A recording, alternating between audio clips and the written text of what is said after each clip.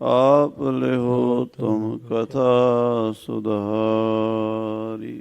ਸਤਨਾਮ ਸ੍ਰੀ ਵਾਹਿਗੁਰੂ ਸਾਹਿਬ ਜੀ।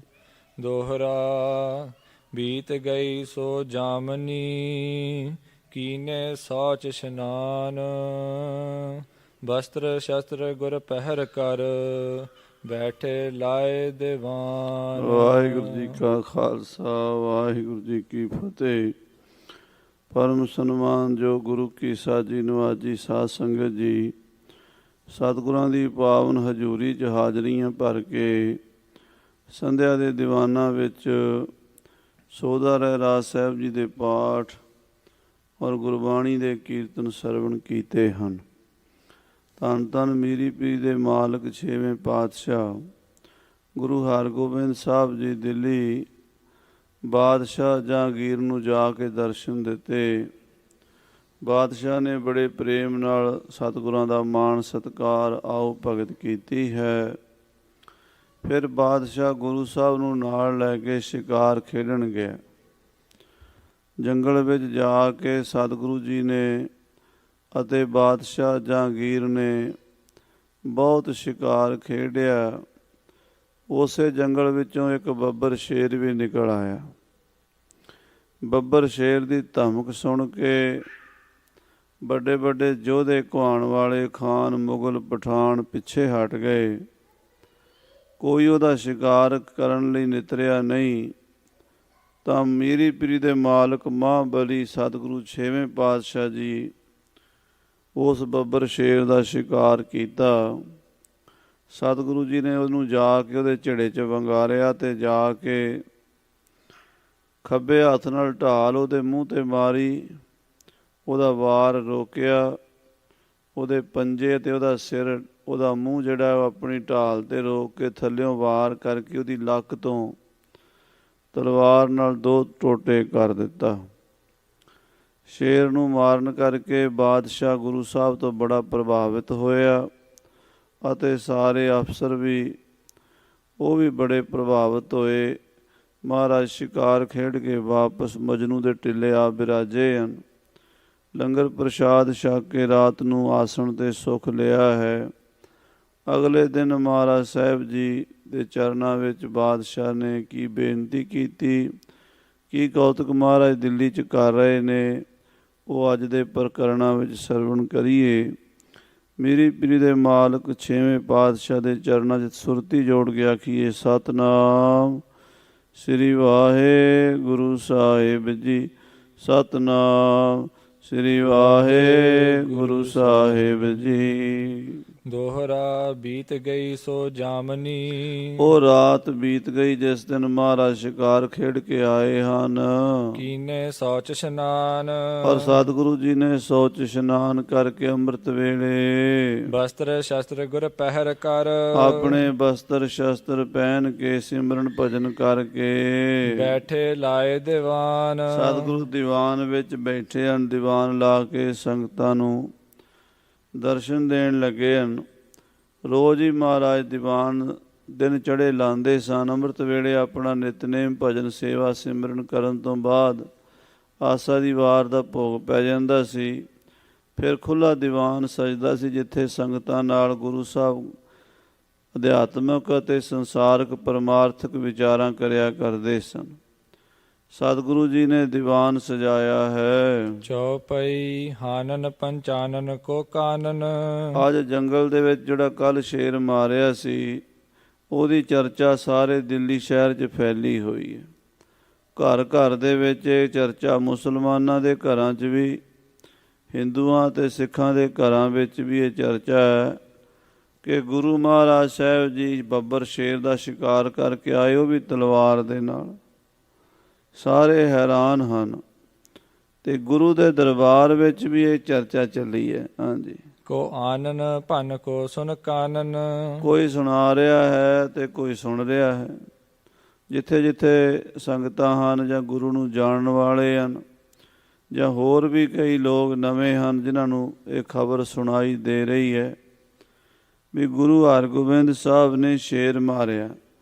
ਕੋਈ ਇਹ ਗੱਲ ਦੱਸ ਰਿਹਾ ਤੇ ਕੋਈ ਸੁਣ ਰਿਹਾ ਹੈ। ਸੁਧ ਹਿਤ ਆਏ ਸਿੱਖ ਪੁਰ ਬਾਸੀ। ਸਾਧ ਸੰਗਤ ਜੀ, ਦਿੱਲੀ ਦੀਆਂ ਸੰਗਤਾਂ ਵੀ ਆ ਗਈਆਂ ਵੇਖਣ ਵਾਸਤੇ ਵੀ ਗੁਰੂ ਸਾਹਿਬ ਨੂੰ ਕੋਈ ਸੱਟ ਫੇਟ ਤਾਂ ਨਹੀਂ ਲੱਗੀ, ਕਿਉਂਕਿ ਇਹੋ ਜਿਹਾ ਕੰਮ ਜਦੋਂ ਹੁੰਦਾ ਹੈ ਉਦੋਂ ਜਿਹੜੇ ਹਮਦਰਦੀ ਰੱਖਣ ਵਾਲੇ ਨੇ ਹਾਲ ਚਾਲ ਵੀ ਪੁੱਛਦੇ ਨੇ। ਕਿਉਂ? ਸ਼ੇਰ ਦਾ ਮੁਕਾਬਲਾ ਕਰਦਿਆਂ ਮੌਤ ਨਾਲ ਖੇਡਣਾ, ਮੌਤ ਦੇ ਨਾਲ ਗੱਲਾਂ ਕਰਨੀਆਂ, ਮੌਤ ਨਾਲ ਜਾ ਕੇ ਗਲਵੱਕੜੀ ਪਾਣੀ ਹੈ। ਕੋਈ ਸ਼ੇਰ ਨਾਲ ਮੁਕਾਬਲਾ ਕਰਨਾ ਸੌਖਾ ਜਿਹਾ ਕੰਮ ਨਹੀਂ ਹੈ। ਤੇ ਇਹ ਮਹਾਰਾਜ ਕਰਕੇ ਆਏ ਆ।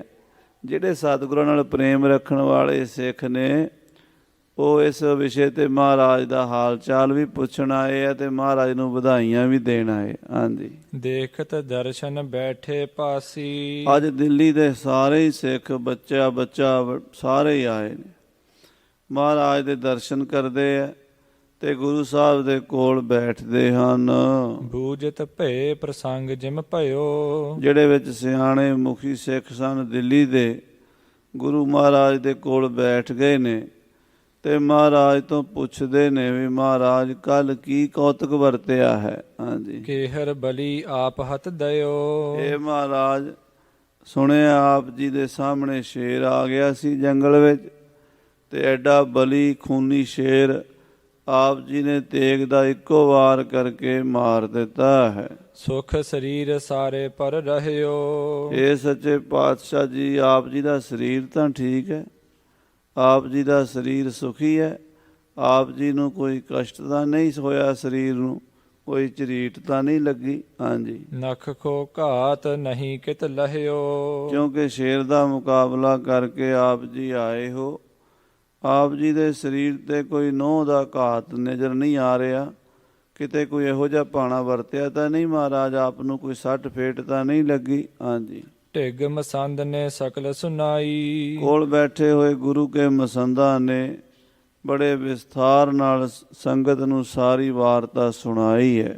ਜੰਬਕ ਸਮ ਸੁਖੇਨ ਲਿਏ ਘਾਈ। ਮਸੰਦ ਕਹਿੰਦੇ ਆ ਵੀ ਸਾਧ ਸੰਗਤ ਜੀ, ਗੁਰੂ ਸਾਹਿਬ ਨੇ ਸ਼ੇਰ ਗਿੱਦੜ ਦੀ ਤਰ੍ਹਾਂ ਮਾਰ ਦਿੱਤਾ। ਜਿਵੇਂ ਗਿੱਦੜ ਹੋਵੇ ਨਾ, ਜਿਵੇਂ ਗਿੱਦੜ ਨੂੰ ਮਾਰਨਾ ਸੌਖਾ, ਮਹਾਰਾਜ ਨੇ ਉਹ ਸ਼ੇਰ ਮਾਰ ਦਿਆ। ਹਾਂਜੀ, ਇਤਨੇ ਮਹਿ ਵਜ਼ੀਰ ਖਾਂ ਆਇਓ। ਇਹਨੇ ਨੂੰ ਭਾਈ ਵਜ਼ੀਰ ਖਾਂ ਜੀ ਆ ਗਏ। ਹਾਥ ਜੋਰ ਕਰ ਸੀਸ ਨਿਵਾਇਓ। ਭਾਈ ਵਜ਼ੀਰ ਖਾਂ ਜੀ ਨੇ ਆ ਕੇ ਹੱਥ ਜੋੜ ਕੇ ਮਹਾਰਾਜ ਦੇ ਚਰਨਾਂ 'ਚ ਮੱਥਾ ਟੇਕਿਆ ਹੈ। ਬੈਠਿਓ ਨਿਕਟ ਸੋ ਜਸ ਬਹੁ ਕਹਿਓ। ਵਜ਼ੀਰ ਖਾਂ ਗੁਰੂ ਸਾਹਿਬ ਦੇ ਚਰਨਾਂ 'ਚ ਬੈਠ ਗਿਆ ਤੇ ਗੁਰੂ ਸਾਹਿਬ ਦਾ ਸੁਜਸ ਕਰਨ ਲੱਗਾ। ਸ਼ਾਹੋ ਆਪ ਢਿਗ ਆਵਨ ਚਾਹਿਓ। ਭਾਈ ਵਜ਼ੀਰ ਖਾਂ ਕਹਿੰਦੇ, ਹੇ ਗਰੀਬ ਨਵਾਜ ਸੱਚੇ ਪਾਤਸ਼ਾਹ ਜੀ ਮਹਾਰਾਜ, ਅੱਜ ਬਾਦਸ਼ਾਹ ਸਲਾਮਤ ਨੇ ਮੈਨੂੰ ਤੁਹਾਡੇ ਕੋਲ ਭੇਜਿਆ ਹੈ। ਜਹਾਂਪਨਾ ਜਹਾਂਗੀਰ ਬਾਦਸ਼ਾਹ ਤੁਹਾਡੇ ਕੋਲ ਆਉਣਾ ਚਾਹੁੰਦੇ ਨੇ। ਅੱਜ ਤੁਹਾਡੇ ਡੇਰੇ ਵਿੱਚ ਆ ਕੇ ਤੁਹਾਡੇ ਦਰਸ਼ਨ ਕਰਨਾ ਚਾਹੁੰਦੇ ਨੇ। ਅੱਗੇ ਤਾਂ ਗੁਰੂ ਸਾਹਿਬ ਨੂੰ ਜਾਣਾ ਪੈਂਦਾ ਸੀ ਦਰਸ਼ਨ ਦੇਣ, ਬਾਦਸ਼ਾਹ ਦੀ ਕਚਹਿਰੀ ਵਿੱਚ ਮਹਾਰਾਜ ਜਾਂਦੇ ਸੀ। ਅੱਜ ਬਾਦਸ਼ਾਹ ਖੁਦ ਗੁਰੂ ਸਾਹਿਬ ਦੇ ਦਰਬਾਰ ਵਿੱਚ ਆ ਰਿਹਾ ਹੈ ਦਰਸ਼ਨਾਂ ਵਾਸਤੇ। ਹਾਂਜੀ, ਸ਼੍ਰੀ ਸਤਿਗੁਰ ਡੇਰੇ ਵਿੱਚ ਰਹੋ। ਬਾਦਸ਼ਾਹ ਨੇ ਮੈਨੂੰ ਇਹ ਕਹਿ ਭੇਜਿਆ ਹੈ ਵੀ ਸਤਿਗੁਰੂ ਜੀ ਅੱਜ ਡੇਰੇ ਵਿੱਚ ਹੀ ਰਿਹਾ ਜੇ।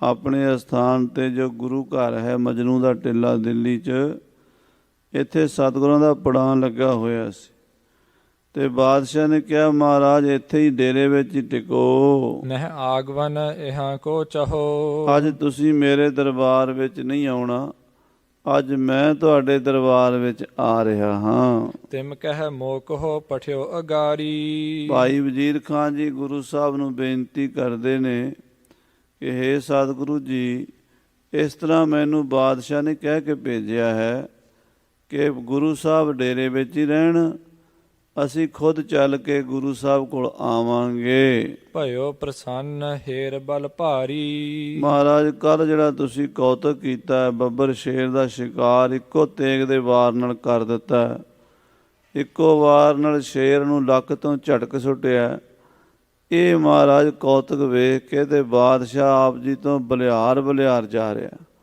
ਬਹੁਤ ਜ਼ਿਆਦਾ ਪ੍ਰਭਾਵਿਤ ਹੋਇਆ ਤੁਹਾਡੇ ਤੋਂ। ਹਾਂਜੀ, ਬੈਠ ਰਹਿਓ ਕਹਿ ਗੁਰੂ ਸਮੀਪ। ਤੇ ਇਹ ਕਹਿ ਕੇ ਭਾਈ ਵਜੀਦ ਖਾਨ ਜੀ ਗੁਰੂ ਸਾਹਿਬ ਦੇ ਚਰਨਾਂ 'ਚ ਹੀ ਬੈਠੇ ਰਹੇ। ਉਤ ਭਾਪ ਤਿਆਰ ਤੁਰਕ ਅਵਨੀਪ। ਉਧਰ ਬਾਦਸ਼ਾਹ ਜਹਾਂਗੀਰ ਗੁਰੂ ਸਾਹਿਬ ਨੂੰ ਮਿਲਣ ਵਾਸਤੇ ਤਿਆਰੀਆਂ ਕਰਨ ਲੱਗਾ। ਚਲ ਮਜਨੂ ਕੇ ਆਏ ਸਥਾਨ। ਔਰ ਤਿਆਰ ਹੋ ਕੇ ਸਜ ਧਜ ਕੇ ਬਾਦਸ਼ਾਹ ਮਜਨੂ ਦੇ ਟਿੱਲੇ ਆਪਣੀਆਂ ਫੌਜਾਂ, ਆਪਣੇ ਅਫਸਰਾਂ, ਆਪਣੇ ਵੱਡੇ ਵੱਡੇ ਸੈਨਾਪਤੀਆਂ, ਵਜ਼ੀਰਾਂ, ਮੰਤਰੀਆਂ ਨੂੰ ਨਾਲ ਲੈ ਕੇ ਆਇਆ। ਹਾਂਜੀ, ਗੁਰ ਕਰਵਾਇਸ ਫਰਸ਼ ਮਹਾਨ। ਬਾਦਸ਼ਾਹ ਦੇ ਆਉਣ ਤੋਂ ਪਹਿਲਾਂ ਹੀ ਗੁਰੂ ਸਾਹਿਬ ਨੇ ਦਰਬਾਰ ਬੜਾ ਸੋਹਣਾ ਸਜਾ ਲਿਆ। ਸਿੱਖਾਂ ਨੂੰ ਹੁਕਮ ਦਿੱਤਾ, ਬੜੇ ਸੋਹਣੇ ਗਲੀਚੇ, ਕਾਲੀਨ, ਦਰੀਆਂ ਵਿਛ ਗਈਆਂ, ਸੋਹਣੀਆਂ ਚਾਦਰਾਂ ਵਿਛ ਗਈਆਂ। ਮਹਾਰਾਜ ਦਾ ਦਰਬਾਰ ਬੜਾ ਆਲੇ ਦਰਜੇ ਦਾ ਸਜ ਗਿਆ। ਬਾਦਸ਼ਾਹ ਦੇ ਬੈਠਣ ਦਾ ਵੀ ਬੰਦੋਬਸਤ ਕੀਤਾ ਗਿਆ। ਸਾਰਾ ਜਦੋਂ ਗੁਰੂ ਸਾਹਿਬ ਦਾ ਦਰਬਾਰ ਸਜਿਆ, ਬਾਦਸ਼ਾਹ ਆਣ ਪਹੁੰਚਿਆ। ਕਰਡਸ ਵਾਵਨ ਬੜ ਮਸ ਨੰਦ। ਮਹਾਰਾਜ ਨੇ ਵੱਡੀਆਂ ਗੋਲ ਗੱਦੀਆਂ ਸਰਾਣਿਆਂ ਵਾਲੀਆਂ ਲਗਵਾ ਦਿੱਤੀਆਂ। ਧਰ ਪਾਛੇ ਉਪਧਾਨ ਬਿਲੰਦ। ਗੋਲ ਸਿਰਾਣੇ ਜਿੱਤੇ ਢਾਸਣਾ ਲਾ ਕੇ ਬੈਠਿਆ ਜਾਂਦਾ, ਉਹ ਸਿਰ ਵਾਲੇ ਪਾਸੇ ਰੱਖ ਦਿੱਤੇ। ਗਾਦੀ ਪਰ ਬੈਠੇ ਗੁਰ ਪੂਰੇ। ਔਰ ਮਹਾਬਲੀ ਯੋਧੇ ਮੀਰੀ ਪੀਰੀ ਦੇ ਮਾਲਕ ਛੇਵੇਂ ਪਾਤਸ਼ਾਹ ਪੂਰਨ ਸਤਿਗੁਰੂ ਗੱਦੀ ਤੇ ਬੈਠ ਗਏ। ਚਾਮਰ ਚਲਹਿ ਚਲਾ ਚਲ ਰੂਰੇ। ਔਰ ਸਤਿਗੁਰੂ ਦੇ ਸੀਸ ਤੇ ਚੌਰ ਹੁੰਦਾ ਹੈ। ਚੌਰ ਬਰਦਾਰ ਦੋ ਪਾਸੇ ਚੌਰ ਲੈ ਕੇ ਖੜੇ ਨੇ। ਚਲਾ ਚੱਲ ਸਤਿਗੁਰੂ ਦੇ ਸੀਸ ਤੇ ਚੌਰ ਝੂਲਦਾ ਹੈ। ਬੜੋ ਦੀਵਾਨ ਲਗਿਓ ਤਿਹ ਸਮੋ। ਬੜਾ ਭਾਰੀ ਵੱਡਾ ਸੋਹਣਾ ਦੀਵਾਨ ਗੁਰੂ ਹਰਗੋਬਿੰਦ ਸਾਹਿਬ ਦਾ ਲੱਗ ਗਿਆ। ਆਨ ਅਨੇਕ ਠਾਨ ਤੇ ਨਮੋ। ਅਨੇਕਾਂ ਹੀ ਸੰਗਤਾਂ ਗੁਰੂ ਕੀਆਂ ਆ ਕੇ ਮੱਥਾ ਟੇਕ ਰਹੀਆਂ ਸਨ। ਜਹਾਂਗੀਰ ਜਬ ਬੈਠੇ ਹੇਰੇ। ਜਦੋਂ ਜਹਾਂਗੀਰ ਨੇ ਗੁਰੂ ਸਾਹਿਬ ਦੇ ਆ ਕੇ ਦਰਸ਼ਨ ਕੀਤੇ, ਮਹਾਰਾਜ ਮਹਾਬਲੀ ਯੋਧੇ ਤਖਤ ਤੇ ਬੈਠੇ ਸੋਭਾ ਪਾ ਰਹੇ ਸਨ। ਹੈ ਤੇ ਉਤਰ ਆਏ ਤਬ ਨੇਰੇ। ਬਾਦਸ਼ਾਹ ਜਹਾਂਗੀਰ ਘੋੜੇ ਤੋਂ ਉਤਰ ਕੇ ਮਹਾਰਾਜ ਦੇ ਨੇੜੇ ਆਇਆ। ਕਰ ਅਬੇ ਬੰਧਨ ਬੈਠਿਓ ਪਾਸ। ਗੁਰੂ ਸਾਹਿਬ ਨੂੰ ਨਮਸਕਾਰ ਕਰਕੇ, ਸਲਾਮ ਕਰਕੇ, ਸਿਜਦਾ ਕਰਕੇ ਬੈਠ ਗਿਆ ਗੁਰੂ ਜੀ ਦੇ ਕੋਲ। ਕਹਿ ਅਖੇਰ ਕੇ ਬਾਖ ਬਿਲਾਸ। ਔਰ ਕੱਲ ਦੇ ਸ਼ਿਕਾਰ ਦੀਆਂ ਗੱਲਾਂ ਸ਼ੁਰੂ ਕਰ ਲਈਆਂ। ਕੱਲ ਜਿਹੜਾ ਸ਼ਿਕਾਰ ਖੇਡਣ ਗਏ ਸੀ, ਉਹ ਸਾਰਾ ਕਿੱਸਾ ਬਾਦਸ਼ਾਹ ਨੇ ਫਿਰ ਦੁਬਾਰਾ ਸ਼ੁਰੂ ਕੀਤਾ। ਉਹ ਸ਼ੇਰ ਮਾਰਨ ਵਾਲੀ ਗੱਲ ਤੋਂ ਬਾਦਸ਼ਾਹ ਹੱਕਾ ਬੱਕਾ ਹੋ ਰਿਹਾ ਸੀ ਵੀ ਐਡੀ ਬਹਾਦਰੀ ਨਾਲ ਸ਼ੇਰ ਦਾ ਮੁਕਾਬਲਾ ਕੋਈ ਕਰ ਨਹੀਂ ਸਕਦਾ ਜਿਵੇਂ ਗੁਰੂ ਸਾਹਿਬ ਨੇ ਕੀਤਾ ਹੈ। ਹਾਂਜੀ, ਕੇਹਰ ਬਲੀ ਆਪ ਨੇ ਮਾਰਾ। ਤੇ ਬਾਦਸ਼ਾਹ ਕਹਿੰਦਾ, ਗੁਰੂ ਜੀ ਆਪ ਜੀ ਨੇ ਐਡਾ ਵੱਡਾ ਬਲੀ ਬਲਵਾਨ ਸ਼ੇਰ ਮਾਰ ਦਿੱਤਾ ਹੈ। ਪੁਨ ਬ੍ਰਿਤਾਂਤ ਤਿਨ ਆਪਨ ਉਚਾਰਾ। ਤੇ ਬਾਦਸ਼ਾਹ ਇਸ ਗੱਲ ਤੋਂ ਵੀ ਪ੍ਰਭਾਵਿਤ ਹੈ, ਹੈਰਾਨ ਹੈ ਵੀ ਉਹ ਜਿਹੜਾ ਸ਼ੇਰ ਦੇ ਵਿੱਚੋਂ ਰੂਹ ਨਿਕਲੀ, ਉਸ ਰੂਹ ਨੇ ਆਪਣਾ ਪਿਛਲਾ ਜਨਮ ਵੀ ਦੱਸਿਆ ਕਿ ਮੈਂ ਜਹਾਂਗੀਰ ਬਾਦਸ਼ਾਹ ਤੇਰੇ ਪਿਤਾ ਅਕਬਰ ਦਾ ਦੂਰੋਂ ਨੇੜਿਓਂ ਭਾਈ ਲੱਗਦਾ ਸੀ। ਔਰ ਜਦੋਂ ਗੋਇੰਦਵਾਲ ਸਾਹਿਬ ਗੁਰੂ ਅਮਰਦਾਸ ਦੇ ਦਰਸ਼ਨਾਂ ਲਈ ਅਕਬਰ ਗਿਆ, ਤੇ ਮੈਂ ਉਦੋਂ ਗੁਰੂ ਸਾਹਿਬ ਦੇ ਦਰਸ਼ਨ ਕਰਕੇ ਨੱਕ ਚੜ੍ਹਾਈ ਸੀ। ਕਿੰਤੂ ਪਰੰਤੂ ਕੀਤਾ ਸੀ ਵੀ ਐਵੇਂ ਹੀ ਹਿੰਦੂਆਂ ਦੇ ਪੀਰ ਨੂੰ ਸਾਡਾ ਬਾਦਸ਼ਾਹ ਮੱਥਾ ਟੇਕੀ ਜਾਂਦਾ, ਅਸੀਂ ਮੁਸਲਮਾਨ ਆ, ਅਸੀਂ ਇਸ ਗੁਰੂਆਂ ਤੋਂ ਕੀ ਲੈਣਾ। ਤੇ ਫਿਰ ਰਾਤ ਨੂੰ ਮੈਂ ਮਾਸ ਖਾ ਕੇ ਸੌਂ ਗਿਆ ਤੇ ਪੇਟ 'ਚ ਦਰਦ ਉੱਠੀ, ਸੂਲ ਉੱਠਿਆ, ਮਾਸ ਕੱਚਾ ਸੀ। ਇਸੇ ਗੱਲਾਂ ਦੇ ਖਿਆਲ ਵਿੱਚ ਵੀ ਗੁਰੂ ਦੀ ਨਗਰੀ 'ਚ ਕੀ ਲੈਣ ਆਏ ਆ, ਇੱਥੇ ਤੇ ਮਾਸ ਕੱਚਾ ਖਾਣ ਨੂੰ ਮਿਲਿਆ, ਮਰ ਚੱਲੇ ਆ। ਜਾਨ ਨਿਕਲ ਗਈ। ਉਹ ਜਾਨ ਨਿਕਲ ਗਈ, ਦੋ ਪਾਸੇ ਬਿਰਤੀ ਸੀ। ਇੱਕ ਤਾਂ ਮਾਸ ਵਿੱਚ, ਉਹਦੇ ਕਰਕੇ ਸ਼ੇਰ ਦੀ ਜੂਨੀ ਮਿਲ ਗਈ ਮਾਸ ਖਾਣ ਵਾਲੀ। ਦੂਜਾ ਇਹ ਧਿਆਨ ਸੀ ਵੀ ਗੁਰੂ ਦੀ ਨਗਰੀ 'ਚ ਕੀ ਲੈਣ ਆਏ ਆ। ਗੁਰੂ ਨਾਲ ਵੈਰ ਵਿਰੋਧ ਦੀ ਭਾਵਨਾ ਰੱਖ ਕੇ ਗੁਰੂ ਨੂੰ ਹੀ ਯਾਦ ਕਰਦਿਆਂ ਜਾਨ ਨਿਕਲੀ। ਦੋਵੇਂ ਗੱਲਾਂ ਇਕੱਠੀਆਂ ਹੋ ਗਈਆਂ। ਸ਼ੇਰ ਦੀ ਜੂਨੀ ਮਿਲ ਗਈ, ਜਿਹੜਾ ਉਹ ਗੁਰੂ ਨੂੰ ਯਾਦ ਕਰਦਿਆਂ ਸਰੀਰ ਛੱਡਿਆ ਸੀ, ਉਹਦੇ ਕਰਕੇ ਗੁਰੂ ਹਰਗੋਬਿੰਦ ਸਾਹਿਬ ਦੇ ਹੱਥੋਂ ਮੁਕਤੀ ਵੀ ਮਿਲ ਗਈ। ਸੋ ਸਾਧ ਸੰਗਤ ਜੀ, ਉਹ ਜਿਹੜਾ ਸ਼ੇਰ ਸੀ, ਉਹਦੀ ਰੂਹ ਇਹ ਕਥਾ ਸੁਣਾ ਕੇ ਸੱਚਖੰਡ ਚਲੀ ਗਈ, ਮੁਕਤ ਹੋ ਗਈ। ਪਰ ਬਾਦਸ਼ਾਹ ਜਹਾਂਗੀਰ ਉਸ ਗੱਲ ਤੋਂ ਬੜਾ ਪ੍ਰਭਾਵਿਤ ਹੋਇਆ, ਬੜਾ ਹੈਰਾਨ ਹੋਇਆ। ਹਾਂਜੀ, ਸਾਹਿਬ ਕਰਾਮਾਤ ਗੁਰ ਗਾਦੀ। ਜਹਾਂਗੀਰ ਕਹਿੰਦਾ ਤੁਸੀਂ ਕਰਾਮਾਤਾਂ ਦੇ ਮਾਲਕ ਹੋ, ਗੁਰਤਾ ਗੱਦੀ ਦੇ ਮਾਲਕ ਹੋ, ਸਾਰੀਆਂ ਸ਼ਕਤੀਆਂ ਦੇ ਮਾਲਕ ਹੋ ਸੱਚੇ ਪਾਤਸ਼ਾਹ ਜੀ। ਸਿੱਖਨ ਦਿਓ ਗਿਆਨ ਅਹਲਾਦੀ। ਤੁਸੀਂ ਆਪਣੇ ਸਿੱਖਾਂ ਨੂੰ ਬ੍ਰਹਮ ਗਿਆਨ ਬਖਸ਼ਣ ਵਾਲੇ ਹੋ।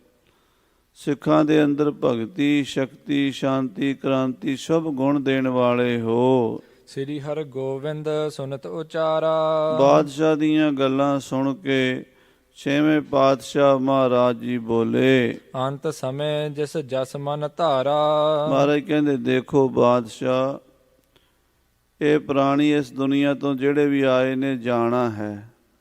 ਜੋ ਆਇਆ ਸੋ ਚਲਸੀ, ਸਭ ਕੋਈ ਆਈ ਵਾਰੀ ਹੈ। ਪਰ ਜਾਣ ਲੱਗਿਆਂ ਜਿੱਦਾਂ ਦੀ ਮਨ 'ਚ ਵਾਸ਼ਨਾ ਹੋਵੇਗੀ, ਜਿੱਦਾਂ ਦਾ ਖਿਆਲ ਹੋਵੇਗਾ, ਅਖੀਰਲੇ ਸਮੇਂ ਜਿੱਥੇ ਬਿਰਤੀ ਜਾਏਗੀ ਉਧਰ ਅਗਲਾ ਜਨਮ ਹੋਵੇਗਾ। ਹਾਂਜੀ, ਪਾਏ ਜੂਨ ਤਸ ਕਰਮ ਅਧੀਨ। ਆਪਣੇ ਕਰਮਾਂ ਦੇ ਅਧੀਨ ਬੰਦੇ ਨੂੰ ਫਿਰ ਉਹੋ ਜਿਹੀ ਜੂਨੀ ਮਿਲੇਗੀ। ਜਿਤ ਲਾਗੋ ਮਨ ਬਾਸਨਾ ਅੰਤ ਸਾਈ ਪ੍ਰਗਟਾਨੀ। ਜਿੱਧਰ ਵਾਸ਼ਨਾ ਲੱਗੀ ਉਹ ਪ੍ਰਗਟ ਹੋ ਕੇ ਉਧਰ ਹੀ ਲੈ ਤੁਰਦੀ ਹੈ। ਵਾਸ਼ਨਾ ਬੱਧਾ ਆਵੇ ਜਾਵੇ, ਇਹ ਜੀਵ ਵਾਸ਼ਨਾ ਦਾ ਬੱਧਾ ਹੀ ਤੁਰਿਆ ਫਿਰਦਾ। ਹੁਣ ਸਾਡੀ ਵਾਸ਼ਨਾ ਹੋਈ ਵੀ ਅਮਰੀਕਾ ਚਲੋ, ਤੇ ਅਮਰੀਕਾ ਆ ਗਏ ਨਾ, ਵਾਸ਼ਨਾ ਹੀ ਹੈ। ਫਲਾਣੇ ਸ਼ਹਿਰ ਚੱਲੀਏ, ਉੱਥੇ ਤੁਰ ਪਏ। ਇੱਦਾਂ ਰੂਹ ਵੀ ਜਿਹੜੀ ਹੈ ਨਾ ਵਾਸ਼ਨਾ ਦੇ ਘੋੜੇ 'ਤੇ ਜਾਂਦੀ ਹੈ। ਸੂਖਮ ਗੱਲ ਤਾਂ ਸਾਰੀ ਵਾਸ਼ਨਾ ਦੀ। ਆਪਾਂ ਵਾਸ਼ਨਾ ਕਰਕੇ ਇਸ ਵੇਲੇ ਵਾਸ਼ਨਾ ਹੋਈ ਵੀ ਚਲੋ ਗੁਰਦੁਆਰੇ ਕਥਾ ਹੋ ਰਹੀ ਸੁਣੀਏ, ਇਹ ਵੀ ਵਾਸ਼ਨਾ ਹੀ ਹੈ। ਵਾਸ਼ਨਾ ਇਹ ਵੀ ਹੋ ਸਕਦੀ ਵੀ ਚਲੋ ਸਿਨੇਮਾ ਦੇਖੀਏ, ਮਾੜੇ ਪਾਸੇ ਵੀ ਜਾ ਸਕਦੀ ਸੀ, ਚੰਗੇ ਪਾਸੇ। ਵਾਸ਼ਨਾ ਜਿੱਧਰ ਜਾਂਦੀ ਹੈ ਉੱਧਰ ਅਸੀਂ ਜਾਂਦੇ ਹਾਂ। ਸਰੀਰ ਵੀ ਸਾਡਾ ਉੱਧਰ ਹੀ ਜਾਂਦਾ ਅਤੇ ਰੂਹ ਵੀ ਸਾਡੀ ਉੱਧਰ ਹੀ ਜਾਂਦੀ ਹੈ। ਇਸ ਕਰਕੇ ਭਾਈ ਗੁਰਦਾਸ ਜੀ ਕਹਿੰਦੇ ਜੁਗ ਜੁਗ ਮੇਰ ਸਰੀਰ ਕਾ, ਵਾਸ਼ਨਾ ਬੱਧਾ ਆਵੇ ਜਾਵੇ। ਸਾਰੀ ਸ੍ਰਿਸ਼ਟੀ ਵਾਸ਼ਨਾ ਦੇ ਹਿਸਾਬ ਨਾਲ ਚੱਲ ਰਹੀ ਹੈ। ਮਹਾਰਾਜ ਸੱਚੇ ਪਾਤਸ਼ਾਹ ਜੀ ਮੀਰੀ ਪੀਰੀ ਦੇ ਮਾਲਕ ਗੁਰੂ ਹਰਗੋਬਿੰਦ ਸਾਹਿਬ ਬਾਦਸ਼ਾਹ ਨੂੰ ਦੱਸਦੇ ਹਨ। ਹਾਂਜੀ, ਭੋਗਤ ਦੁਖ ਸੁਖ ਕੋ ਜਿਮ ਕੀਨ। ਸਤਿਗੁਰੂ ਕਹਿੰਦੇ ਬਾਦਸ਼ਾਹ ਜੋ ਇਹਨੇ ਕਰਮ ਕੀਤੇ ਨੇ ਉਹ ਇਹਦੀ ਪਰਾਲਬਧ ਬਣ ਜਾਂਦੀ ਹੈ। ਪਹਿਲਾਂ ਕਿਰਿਆਮਾਨ ਕਰਮ ਹੁੰਦੇ ਨੇ, ਫਿਰ ਉਹ ਸੰਚਿਤ ਹੁੰਦੇ ਨੇ, ਫਿਰ ਪਰਾਲਬਧ ਹੁੰਦੀ। ਫਿਰ ਪਰਾਲਬਧ ਨੂੰ ਭੋਗਣੀ ਪੈਂਦੀ। ਜੋ ਕੀਤਾ ਉਹ ਕਰਮ ਭੋਗਣੇ ਪੈਂਦੇ ਨੇ। ਭੋਗੇ ਬਿਨ ਭਾਗੇ ਨਹੀਂ, ਕਰਮ ਗਤੀ ਬਲਵਾਨ। ਕਰਮਾਂ ਦੀ ਗਤੀ ਬੜੀ ਬਲਵਾਨ ਹੈ। ਆਪਣੇ ਕੀਤੇ ਆਪ ਹੀ ਭੋਗਣੇ ਪੈਂਦੇ ਨੇ। ਹਾਂਜੀ, ਘਟਕਾ ਏਕ ਬੈਠ ਕਰ ਸ਼ਾਹੂ। ਬਾਦਸ਼ਾਹ ਇੱਕ ਘੜੀ ਲਗਭਗ ਅੱਧਾ ਘੰਟਾ ਗੁਰੂ ਜੀ ਕੋਲ ਬੈਠਾ। ਅੱਧਾ ਘੰਟਾ ਗੁਰੂ ਸਾਹਿਬ ਕੋਲ ਬਹਿ ਕੇ ਵਚਨ ਵਿਲਾਸ ਕਰਕੇ ਫਿਰ ਗੁਰੂ ਸਾਹਿਬ ਕੋਲੋਂ ਆਗਿਆ ਮੰਗੀ ਹੈ। ਗਮਨਿਓ ਪੁਨ ਔਰ ਧਾਰ ਉਮਾਹੂ। ਬੜੀ ਪ੍ਰਸੰਨਤਾ ਨਾਲ ਜਹਾਂਗੀਰ ਵਾਪਸ ਆਪਣੇ ਮਹਿਲਾਂ ਵਿੱਚ, ਆਪਣੇ ਰਾਜ ਕਾਜ ਦੇ ਕੰਮਾਂ ਵਿੱਚ ਜਾ ਲੱਗਾ ਹੈ। ਇਸ ਪ੍ਰਕਾਰ ਬੀਤੇ ਦਿਨ ਕੇਤੇ। ਇਸ ਤਰ੍ਹਾਂ ਦਿੱਲੀ ਵਿੱਚ ਰਹਿੰਦਿਆਂ ਨੂੰ ਮਹਾਰਾਜ ਛੇਵੇਂ ਪਾਤਸ਼ਾਹ ਜੀ ਨੂੰ ਕਈ ਦਿਨ ਬਤੀਤ ਹੋ ਗਏ। ਕਿੰਨਾ ਸਮਾਂ ਇੱਥੇ ਗੁਜ਼ਰਿਆ ਦਿੱਲੀ ਦੇ ਵਿੱਚ। ਸਤਿਗੁਰ ਨਿਜ ਸਿੱਖਨ ਸੁਖ ਦੇਤੇ। ਮਹਾਰਾਜ ਮੀਰੀ ਪੀਰੀ ਦੇ ਮਾਲਕ ਆਪਣੇ ਸਿੱਖਾਂ ਨੂੰ ਖੁਸ਼ੀਆਂ ਦੇ ਰਹੇ ਨੇ। ਦਿੱਲੀ ਦੀਆਂ ਸੰਗਤਾਂ ਸਰਸਾਰ ਹੋ ਰਹੀਆਂ ਨੇ। ਦਿੱਲੀ 'ਚ ਆਉਣ ਵਾਲੇ ਹੋਰ ਵੀ ਲੋਕ, ਹਿੰਦੂ ਵੀ ਮੁਸਲਮਾਨ ਵੀ, ਗੁਰੂ ਦੀਆਂ ਬਖਸ਼ਿਸ਼ਾਂ ਦੇ ਪਾਤਰ ਬਣ ਰਹੇ ਨੇ। ਹਾਂਜੀ, ਪੁਰ ਤੇ ਸਿੱਖ ਸੰਗਤ ਚਲ ਆਵੈ। ਦਿੱਲੀ ਦੀਆਂ ਸਿੱਖ ਸੰਗਤਾਂ ਬਹੁਤ ਆਉਂਦੀਆਂ ਨੇ। ਹਰ ਧਰਮ ਨੂੰ ਮੰਨਣ ਵਾਲੇ ਲੋਕ ਗੁਰੂ ਸਾਹਿਬ ਦੇ ਦਰਸ਼ਨ ਕਰਨ ਆਉਂਦੇ ਨੇ। ਗੁਰੂ ਕੇ ਸਿੱਖ ਬੜੇ ਆਉਂਦੇ ਨੇ। ਹਾਂਜੀ, ਭਏ ਬਿਲੋਚਨ ਕੋ ਫਲ ਪਾਵੈ। ਉਹ ਕਹਿੰਦੇ ਸਾਡੀਆਂ ਅੱਖਾਂ ਸਫਲੀਆਂ ਹੋ ਗਈਆਂ। ਰੱਬ ਨੇ ਸਾਨੂੰ ਅੱਖਾਂ ਦਿੱਤੀਆਂ ਸਨ, ਅੱਖਾਂ ਸਾਨੂੰ ਮਿਲੀਆਂ ਸਨ। ਭਏ ਬਿਲੋਚਨ, ਉਹਦਾ ਫਲ ਵੀ ਮਿਲ ਗਿਆ। ਅੱਖਾਂ ਦਾ ਫਲ ਕੀ ਹੈ? ਨੇਤਰੀ ਸਤਿਗੁਰ ਪੇਖਣਾ, ਸਰਵਣੀ ਸੁਣਨਾ ਗੁਰ ਨਾਮ। ਅੱਖਾਂ ਨਾਲ ਗੁਰੂ ਦੇ ਦਰਸ਼ਨ ਕਰਨ, ਇਹ ਅੱਖਾਂ ਦਾ ਫਲ ਹੈ। ਜੇ ਗੁਰੂ ਦੇ ਦਰਸ਼ਨ ਨਹੀਂ ਕੀਤੇ ਫਿਰ ਅੱਖਾਂ ਦਾ ਕੋਈ ਫਲ ਨਹੀਂ। ਹਾਂਜੀ, ਚੰਦ ਬਦਨ ਕੋ ਦਰਸ਼ਨ ਕਰ ਕਰ। ਮਹਾਰਾਜ ਦੇ ਚੰਦਰਮਾ ਵਰਗੇ ਸੋਹਣੇ ਮੁਖੜੇ ਦੇ ਦਰਸ਼ਨ ਕਰ ਕਰਕੇ ਬੈਠਤ ਨਿਕਟ ਆਨੰਦ ਔਰ ਭਰ ਭਰ। ਮਹਾਰਾਜ ਦੇ ਕੋਲ ਆਨੰਦ ਦੇ ਨਾਲ ਬੈਠਦੇ ਨੇ ਸਿੱਖ, ਦਰਸ਼ਨ ਕਰਦੇ ਨੇ। ਮਹਾਰਾਜ ਦੀ ਰਸਨਾ ਤੋਂ ਜੋ ਅੰਮ੍ਰਿਤਮਈ ਬਾਣੀ ਦੇ ਉਪਦੇਸ਼ ਉਹ ਸੁਣਦੇ ਨੇ। ਹਾਂਜੀ। ਕਮਲ ਪਾਂਖਰੀ ਆਂਖ ਬਿਸਾਲੇ। ਧੰਨ ਗੁਰੂ ਹਰਗੋਬਿੰਦ ਸਾਹਿਬ ਕਿੰਨੇ ਸੁੰਦਰ ਨੇ, ਕਿੰਨਾ ਸੁਹੱਪਣ ਹੈ। ਕਹਿੰਦੇ ਅੱਖਾਂ ਜਿਹੜੀਆਂ ਨੇ ਨਾ ਕਮਲ ਦੀਆਂ ਪੰਖੜੀਆਂ ਵਰਗੀਆਂ ਨੇ। ਜਿਵੇਂ ਕਮਲ ਦੀਆਂ ਪੰਖੜੀਆਂ ਨਹੀਂ ਵੱਡੀਆਂ ਵੱਡੀਆਂ, ਐਡੇ ਐਡੇ ਸਤਿਗੁਰਾਂ ਦੇ ਮੋਟੇ ਮੋਟੇ ਸੋਹਣੇ ਸੋਹਣੇ ਨੇਤਰ ਹਨ। ਤੀਖਨ ਕੋਰ ਬਾਨ ਅਨਿਆਲੇ। ਔਰ ਜਿਹੜੀਆਂ ਅੱਖਾਂ ਦੀਆਂ ਕੋਰਾਂ ਨੇ ਨਾ, ਇਹ ਕਹਿੰਦੇ ਇੰਝ ਅਣੀਆਂ ਵਾਲੇ ਤੀਰ ਹੁੰਦੇ ਤਿੱਖੇ। ਹਾਂਜੀ। ਦਰਸ਼ਨ ਕਰਹਿ ਕਾਮਨਾ ਪਾਵੈ। ਜਿਹੜਾ ਵੀ ਗੁਰੂ ਹਰਗੋਬਿੰਦ ਸਾਹਿਬ ਜੀ ਦੇ ਸੋਹਣੇ ਸਰੂਪ ਦੇ ਦਰਸ਼ਨ ਕਰਦਾ, ਉਹਦੀਆਂ ਸਾਰੀਆਂ ਮਨੋਕਾਮਨਾ ਪੂਰੀਆਂ ਹੋ ਜਾਂਦੀਆਂ। ਹਾਂਜੀ। ਅਨੇਕ ਅਕੋਰਨ ਕੋ ਅਰ ਪਾਵੈ। ਅਨੇਕ ਪ੍ਰਕਾਰ ਦੀਆਂ ਭੇਟਾਵਾਂ, ਅਨੇਕ ਪ੍ਰਕਾਰ ਦੀਆਂ ਉਪਹਾਰ ਸਿੱਖ ਸੰਗਤਾਂ ਲਿਆ ਕੇ ਅਰਪਣ ਕਰਦੇ ਨੇ। ਇਸ ਪ੍ਰਕਾਰ ਸਿੱਖੀ ਵਿਸਤਾਰੀ। ਇਸ ਤਰ੍ਹਾਂ ਦਿੱਲੀ 'ਚ ਬੜਾ ਸਿੱਖੀ ਦਾ ਪ੍ਰਚਾਰ। ਦਿੱਲੀ ਦੇ ਆਲੇ ਦੁਆਲੇ ਇਲਾਕਿਆਂ ਵਿੱਚ ਗੁਰੂ ਸਾਹਿਬ ਨੇ ਬਹੁਤ ਸਿੱਖੀ ਦਾ ਬੂਟਾ ਲਾਇਆ ਹੈ। ਕਰਨ ਭਿਆਨ ਸ਼ਾਹੋ ਭਾ ਤਿਆਰੀ। ਤੇ ਗੁਰੂ ਸਾਹਿਬ ਸੱਚੇ ਪਾਤਸ਼ਾਹ ਜੀ ਮਹਾਰਾਜ ਬਾਦਸ਼ਾਹ ਤੇ ਗੁਰੂ ਸਾਹਿਬ ਇੱਥੋਂ ਚੱਲਣ ਦੀਆਂ ਹੁਣ ਤਿਆਰੀਆਂ ਕਰਨਗੇ। ਉਹ ਕਥਾ ਅੱਗੇ ਕਵੀ ਜੀ ਕਹਿੰਦੇ ਆਰੰਭ ਹੁੰਦੀ ਹੈ। ਪਠਿਓ ਵਜ਼ੀਰ ਖਾਨ ਕੋ ਤਬੈ। ਬਾਦਸ਼ਾਹ ਨੇ ਵਜ਼ੀਰ ਖਾਨ ਨੂੰ ਭੇਜਿਆ। ਕਰ ਬੰਧਨ ਪ੍ਰਸੰਗ ਕਹਿ ਸਬੈ। ਉਸ ਵਜ਼ੀਰ ਖਾਨ ਨੇ ਆ ਕੇ ਮਹਾਰਾਜ ਨੂੰ ਮੱਥਾ ਟੇਕਿਆ ਤੇ ਸਾਰੀ ਗੱਲਬਾਤ ਇਉਂ ਸ਼ੁਰੂ ਕੀਤੀ। ਹਜ਼ਰਤ ਚਾਹੀ ਕਰਨ ਅਸਵਾਰੀ। ਹੇ ਗੁਰੂ ਜੀ, ਬਾਦਸ਼ਾਹ ਸਲਾਮਤ ਦਿੱਲੀ ਤੋਂ ਜਾਣਾ ਚਾਹੁੰਦੇ ਨੇ ਕਿਤੇ। ਹਾਂਜੀ। ਕਹਿਓ ਆਪ ਸੋ ਕੀਜਹਿ ਤਿਆਰੀ। ਤੇ ਬਾਦਸ਼ਾਹ ਸਲਾਮਤ ਨੇ ਆਪ ਜੀ ਨੂੰ ਵੀ ਬੇਨਤੀ ਕੀਤੀ ਹੈ ਕਿ ਆਪ ਜੀ ਵੀ ਤਿਆਰੀ ਕਰ ਲਓ ਤੇ ਗੁਰੂ ਸਾਹਿਬ ਦੇ ਨਾਲ ਨਾਲ ਹੀ ਚੱਲੋ। ਹਾਂਜੀ। ਨਗਰ ਆਗਰਾ ਚੱਲ ਕਰ ਥਿਰੈ। ਹਾਂ, ਬਾਦਸ਼ਾਹ ਸਲਾਮਤ ਆਗਰਾ ਜਾਣਾ ਚਾਹੁੰਦੇ ਨੇ। ਤੁਸੀਂ ਵੀ ਮਹਾਰਾਜ ਬਾਦਸ਼ਾਹ ਦੇ ਨਾਲ ਆਗਰੇ ਚੱਲੋ। ਕੇਤਕ ਦਿਨ ਬਿਲਾਸ ਤਹਿ ਕਰੈ। ਕੁਝ ਦਿਨ ਬਾਦਸ਼ਾਹ ਸਲਾਮਤ ਆਗਰੇ ਦੇ ਜੰਗਲਾਂ 'ਚ ਸ਼ਿਕਾਰ ਖੇਡਣਗੇ, ਉੱਥੋਂ ਦਾ ਰਾਜ ਪ੍ਰਬੰਧ ਦੇਖਣਗੇ। ਕਰਹੋ ਆਪ ਭੀ ਸੈਲ ਕਨੇਰੇ। ਸੋ ਗੁਰੂ ਜੀ ਆਪ ਜੀ ਵੀ ਆਗਰੇ ਚਲੋ, ਉੱਥੋਂ ਦੇ ਇਲਾਕੇ ਦੀ ਸੈਰ ਕਰੀਏ। ਚਾਹੋ ਚਾਹਤ ਹੈ ਮੇਲ ਵਡੇਰੇ। ਬਾਦਸ਼ਾਹ ਆਪ ਜੀ ਨਾਲ ਮਿਲਾਪ ਰੱਖਣਾ ਚਾਹੁੰਦਾ, ਤੁਹਾਡੀ ਸੰਗਤ ਕਰਨੀ ਚਾਹੁੰਦਾ ਹੈ। ਖੇਲੋ ਮਿਲ ਅਖੇਰ ਬਿਦ ਨਾਨਾ। ਹੇ ਮਹਾਰਾਜ ਜੀ, ਆਪ ਜੀ ਸ਼ਿਕਾਰ ਖੇਡਣ ਦਾ ਸ਼ੌਂਕ ਰੱਖਦੇ ਹੋ। ਆਗਰੇ ਦੇ ਇਲਾਕੇ ਵਿੱਚ ਸ਼ਿਕਾਰ ਬਹੁਤ ਹੈ। ਚੰਬਲ ਦੀ ਘਾਟੀ ਵਿੱਚ ਬੜਾ ਸ਼ਿਕਾਰ ਹੈ। ਉਧਰ ਚੱਲ ਕੇ ਸ਼ਿਕਾਰ ਖੇਡਾਂਗੇ। ਬਨ ਉਪਬਨ ਕੋ ਭਿਖੋ ਮਹਾਨਾ। ਬੜੇ ਸੋਹਣੇ ਬਾਗ ਬਗੀਚੇ ਤੇ ਜੰਗਲ ਹਨ ਉਧਰ। ਆਗਰੇ ਦਾ ਇਲਾਕਾ, ਮਥੁਰਾ ਦਾ ਇਲਾਕਾ, ਧੌਲਪੁਰ ਗਵਾਲੀਅਰ ਦਾ ਇਲਾਕਾ, ਇਹ ਸਾਧ ਸੰਗਤ ਜੀ ਬਹੁਤ ਪੁਰਾਤਨ, ਹਜ਼ਾਰਾਂ ਸਾਲ ਪੁਰਾਣੀ ਇੱਧਰ ਆਬਾਦੀ ਹੈ। ਕਿਉਂਕਿ ਅੱਜ ਤੋਂ ਕੋਈ 5000 ਸਾਲ ਪਹਿਲਾਂ ਉਗਰਸੈਨ ਅਤੇ ਕੰਸ ਦਾ ਰਾਜ ਮਥੁਰਾ 'ਚ ਹੋਇਆ। ਕੰਸ ਨੂੰ ਮਾਰ ਕੇ ਭਗਵਾਨ ਕ੍ਰਿਸ਼ਨ ਜੀ ਨੇ ਉਗਰਸੈਨ ਨੂੰ ਰਾਜ ਦਿੱਤਾ ਸੀ। ਉੱਥੇ ਹੀ ਜਰਾਸੰਧ ਦੇ ਨਾਲ 24 ਵਾਰ ਕ੍ਰਿਸ਼ਨ ਜੀ ਦਾ ਜੰਗ ਹੋਇਆ। ਉੱਥੋਂ ਫਿਰ ਆਗਰੇ ਦਾ ਇਲਾਕਾ ਹੈ, ਪਰੇ ਮੱਛਕੁੰਡ ਧੌਲਪੁਰ ਦਾ ਇਲਾਕਾ ਹੈ।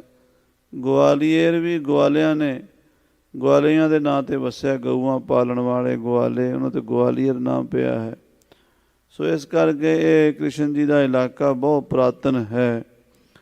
ਇੱਥੇ ਬਾਗ ਬਗੀਚੇ, ਜੰਗਲ ਅਤੇ ਬਹੁਤ ਸੋਹਣੀ ਆਬਾਦੀ, ਕਈ ਤਰ੍ਹਾਂ ਦੇ ਇੱਥੇ ਰੰਗ ਢੰਗ ਹੋਏ ਨੇ। ਕਈ ਵਾਰੀ ਉਜਾੜੇ ਵੀ ਹੋਏ ਨੇ, ਕਈ ਵਾਰੀ ਆਬਾਦੀਆਂ ਵੀ ਹੋਈਆਂ ਨੇ। ਦੁਨੀਆ ਬਣੀ ਉਜੜੀ ਕਈ ਵਾਰੀ ਹੈ।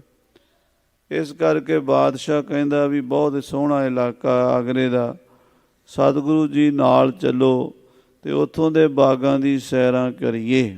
ਕਹਿਓ ਸ਼ਾਹੋ ਮਨ ਪ੍ਰੇਮੀ ਹੋਇ ਕੈ। ਬਾਦਸ਼ਾਹ ਨੇ ਬੜੇ ਪ੍ਰੇਮ ਨਾਲ ਬੇਨਤੀ ਕੀਤੀ ਆਪ ਜੀ ਦੇ ਚਰਨਾਂ ਵਿੱਚ। ਗਮਨਹੁ ਸੰਗ ਕਿਰਪਾ ਨਿਜ ਕਹਿ ਕੈ। ਮਹਾਰਾਜ ਕਿਰਪਾ ਕਰਕੇ ਬਾਦਸ਼ਾਹ ਦੇ ਨਾਲ ਚਲੋ। ਇਤਿਆਦਿਕ ਕਹਿ ਕੀਨੇ ਤਿਆਰ।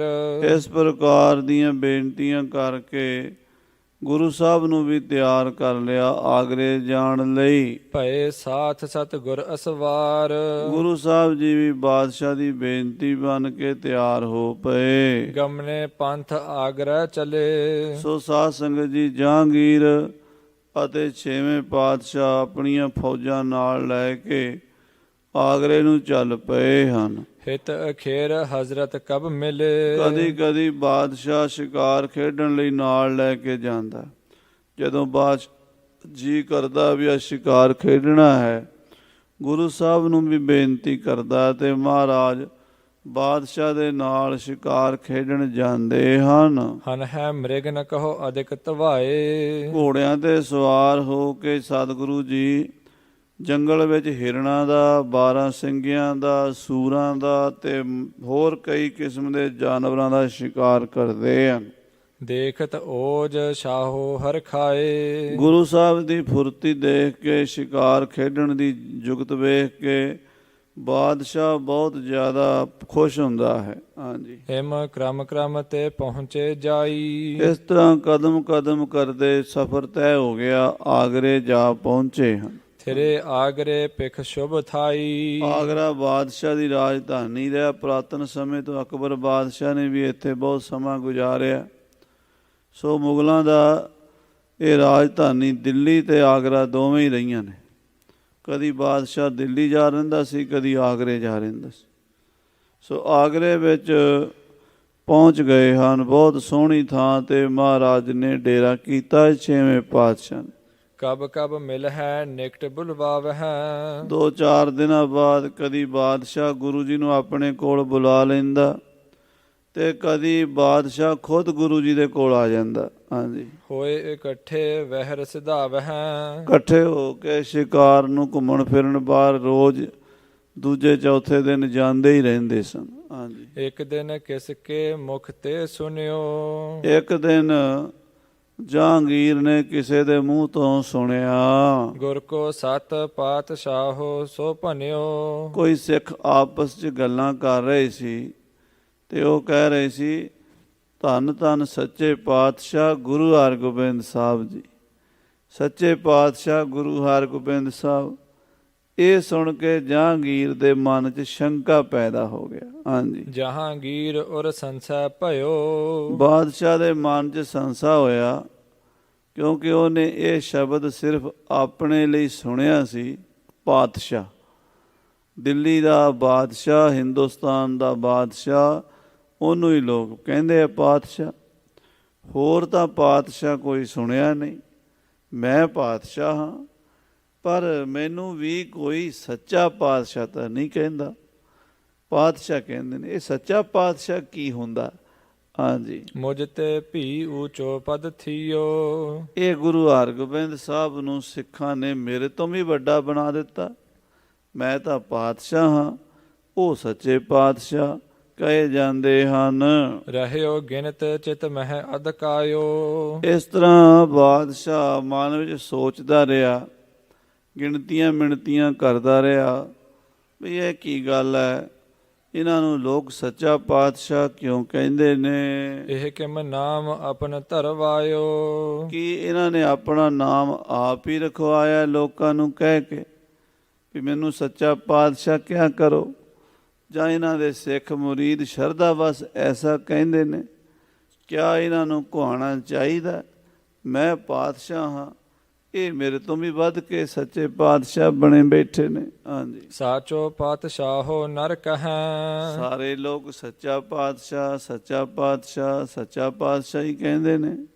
ਇਤੀ ਜਠਾਈ ਕਿਉਂ ਕਰ ਲਹੈ। ਹਾਂ, ਐਡੀ ਵੱਡੀ ਵਡਿਆਈ ਜਿਹੜੀ ਹੈ ਉਹ ਇਹਨਾਂ ਨੂੰ ਕਿਉਂ ਸਿੱਖ ਦਿੰਦੇ ਨੇ? ਪਾਤਸ਼ਾਹ ਤਾਂ ਚਲੋ ਹੁੰਦਾ ਹੈ, ਮੁਲਕ ਦਾ ਮਾਲਕ ਹੁੰਦਾ ਹੈ, ਰਾਜਨੀਤੀ ਚਲਾਉਂਦਾ ਦੇਸ਼ ਦੀ। ਇਹਨਾਂ ਨੂੰ ਸੱਚੇ ਪਾਤਸ਼ਾਹ ਕਹਿੰਦੇ ਨੇ। ਏਕ ਦਿਓਸ਼ ਪੁਨ ਚੜੇ ਸ਼ਿਕਾਰ। ਫਿਰ ਇੱਕ ਦਿਨ ਬਾਦਸ਼ਾਹ ਗੁਰੂ ਹਰਗੋਬਿੰਦ ਸਾਹਿਬ ਨੂੰ ਨਾਲ ਲੈ ਕੇ ਸ਼ਿਕਾਰ ਨੂੰ ਚੜਿਆ। ਭਇਓ ਮੇਲ ਬੋਲਿਓ ਹਿਤ ਧਾਰ। ਅਤੇ ਜਦੋਂ ਗੁਰੂ ਸਾਹਿਬ ਨਾਲ ਰਸਤੇ 'ਚ ਜਾਂਦਿਆਂ ਮਿਲਿਆ, ਘੋੜੇ ਤੇ ਹਮ ਰਕਾਬ ਹੋ ਕੇ ਤੁਰੇ ਤੇ ਬਾਦਸ਼ਾਹ ਨੇ ਬੜੇ ਪ੍ਰੇਮ ਨਾਲ ਗੱਲਾਂ ਗੱਲਾਂ 'ਚ ਪੁੱਛ ਹੀ ਲਿਆ। ਹਾਂਜੀ। ਸੁਨਿਓ ਜਗਤ ਮਹਿ ਨਾਮ ਤੁਹਾਰਾ। ਏ ਗੁਰੂ ਜੀ, ਮੈਂ ਤੁਹਾਡੇ ਬਾਰੇ ਸੁਣਿਆ ਹੈ, ਲੋਕ ਤੁਹਾਡੇ ਇਸ ਤਰ੍ਹਾਂ ਬੋਲਦੇ ਹਨ।